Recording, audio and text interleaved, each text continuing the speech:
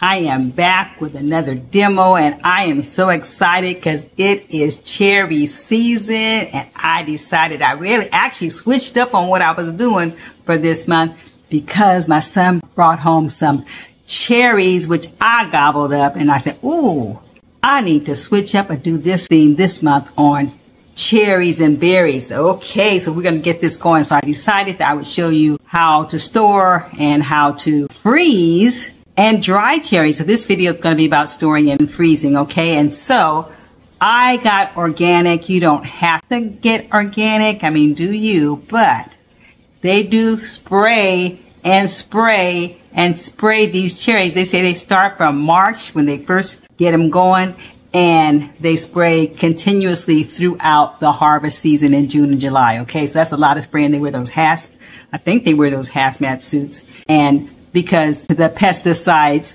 of course, are toxic. And so they spray them and that residue stays on those cherries. When the EWG tested them, 90% of cherries still had that pesticide residue on them.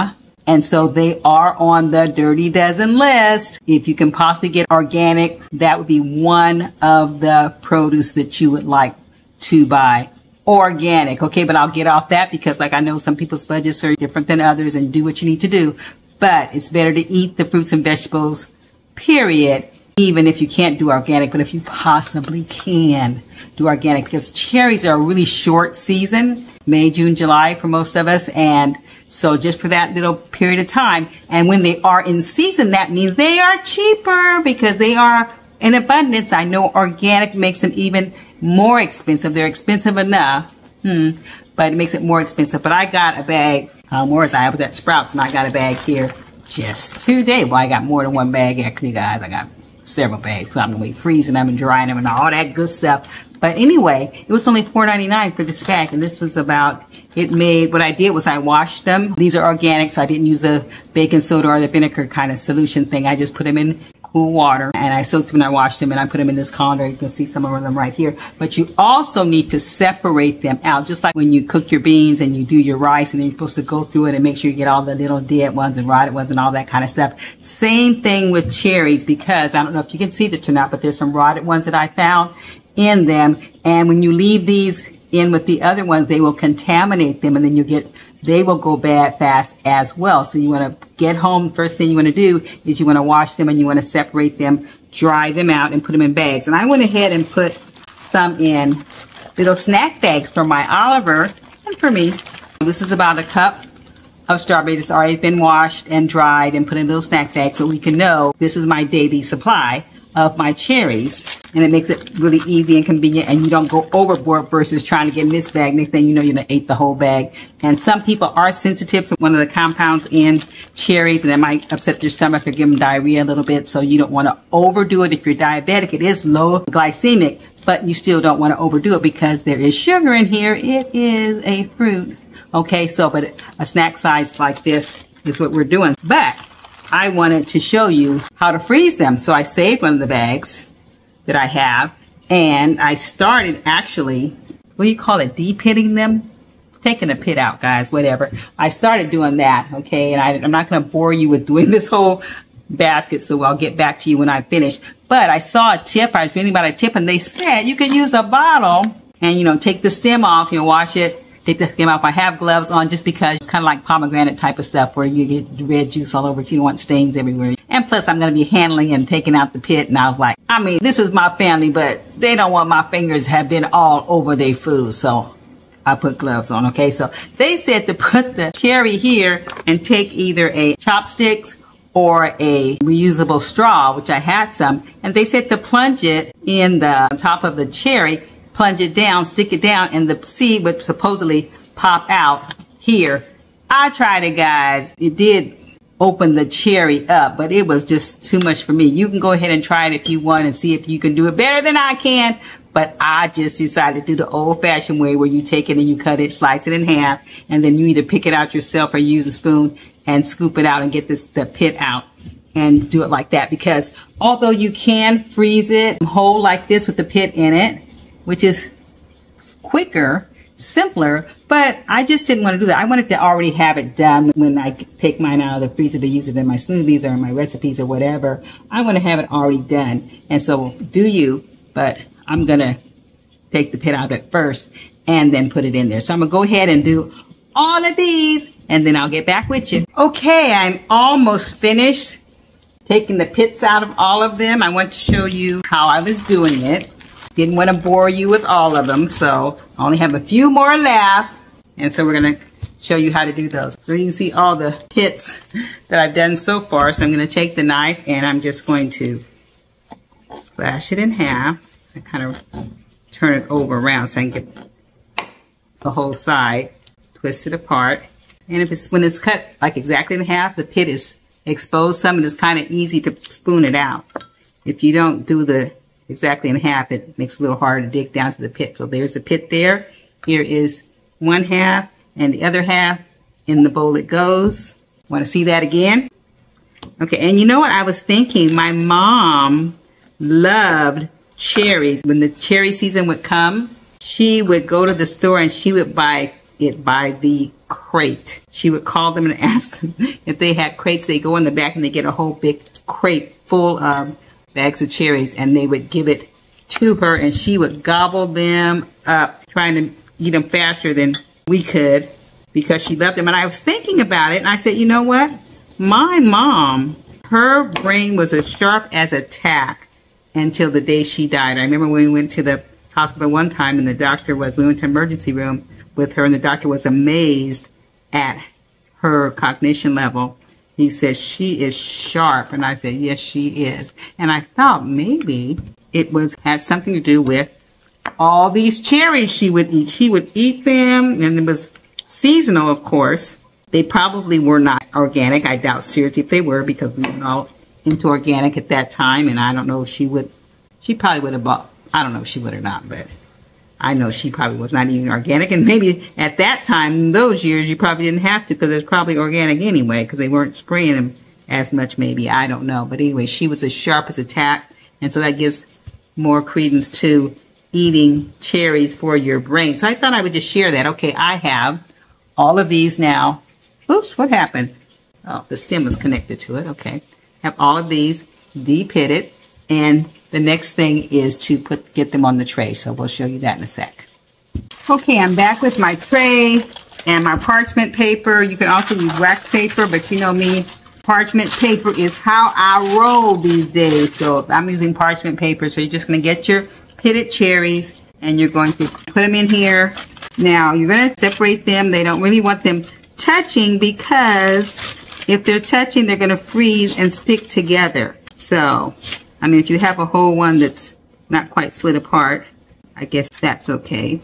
But you don't want a whole bunch of them touching because that's how they're going to stick. And you want them to be separated enough so you can just take out a handful or something and you don't have a big glob. You know what I'm talking about. You don't have a big glob of cherries. You don't want that. So I'm not sure if I'm going to get all of them on this one, but it's kind of a large tray, so maybe so.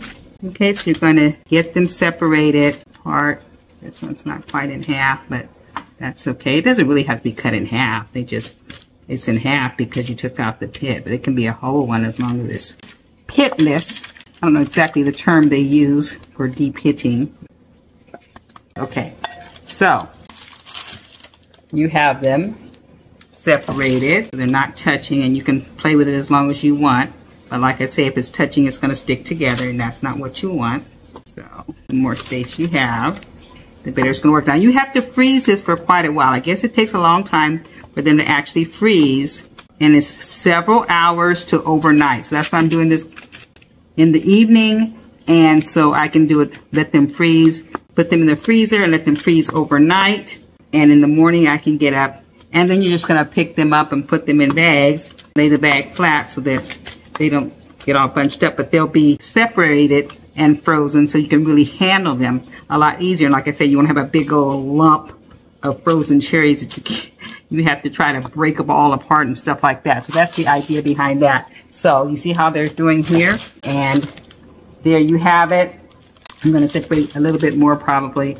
Actually, I can do it with my fingers now because I still have my gloves on, so I can actually do it with my fingers now and get it exactly how I might want it to be, but it's just about how I want it anyway. Okay, so it's going to sit there overnight and freeze, and then I'll show you what it looks like. We'll put it in baggies, and there you have it. Like I said, you can freeze the whole cherry, but I just didn't want to do that.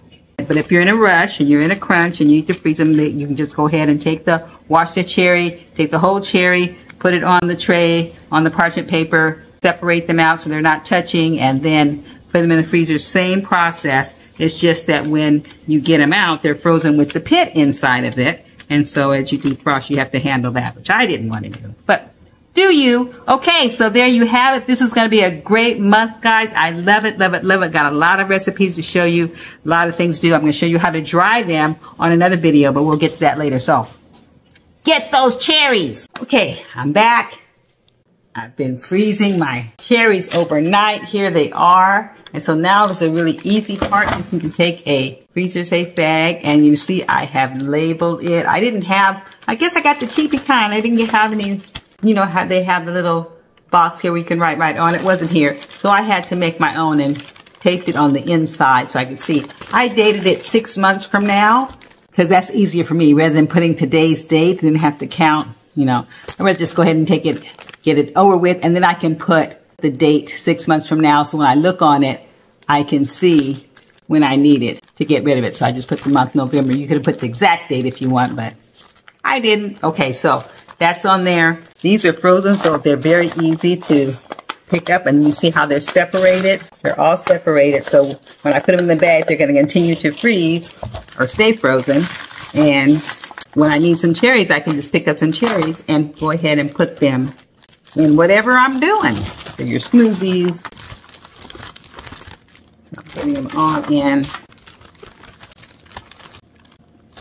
Okay, guys, so that was pretty easy. Now, when you get in the bag, they suggest that you lay them flat. So I'm going to take the air out. Lay them flat so that you can stack them in the freezer. And they're not bunched all up in the freezer. Since they're frozen, they should not stick together. So I have them flattened out nicely. So they're flattened out in the bag. I'm just going to put that in the freezer. And I have until November to use them any way I want. Okay, I'm back here to show you how to dry cherries and create dried cherries. So I did the first couple of things you need to do was to wash them off. These are organic cherries, and so I just used water and drained them and dried them. And then I pitted them. And when you wash them and dry them, you have to look for ones that are damaged or starting to spoil or have a little rotten spots on them, just like you do when you sift through beans when you're going to cook them or rice or something, because you don't want to get that contaminated stuff into your dried cherries. And so I did that. And when I pitted them, what I did was I used the old-fashioned method, the knife and the spoon. But I ordered a cherry pitter. I ordered two of them. One was just the single one, and then one was the one that did like 6 at a time. Okay, so that's going to come in a day or so, but I couldn't wait for it, so I'll just have to show it to you when it gets here. And you can see it only costs about $10 at Amazon, $10. And so you can do that if you want, if you don't want to go through the old-fashioned way. Okay, cutting it in half and then spooning out the pit, which has a lot of finger dexterity exercise to it. So, you know, do you. But anyway, the next step is really simple. You're just going to have to put it on your tray. I preheated the oven. It says to preheat the oven to 140 degrees Fahrenheit, but mine only goes down to 170. So we're going to see what that does with that. Of course, you can use a dehydrator if you have that, which I don't, but that would be the easy peasy way. Okay, so you're going to be spreading these out on the tray. Pour the bowl there. And then I have my little gloves on because it is kind of like, not as bad as pomegranate seeds, but it is juicy and it does stain. So I put on my gloves. And plus, since I'm touching all of this, and I'm not the only one that's going to be eating it, so I like to wear my gloves so people don't have to worry about me having had my fingers all over their food. Okay, so I'm just going to lay it out like this. And then it has to slow dry in the oven for like 6 to 12 hours, depending on how long it takes for them to dry out. So that's what you're going to do, guys. And so I'll show you the finished product. But That doesn't look really hard to me. Does it look really hard to you? And you know I am not a chef, so if I can do it, you can do it. Keep you posted.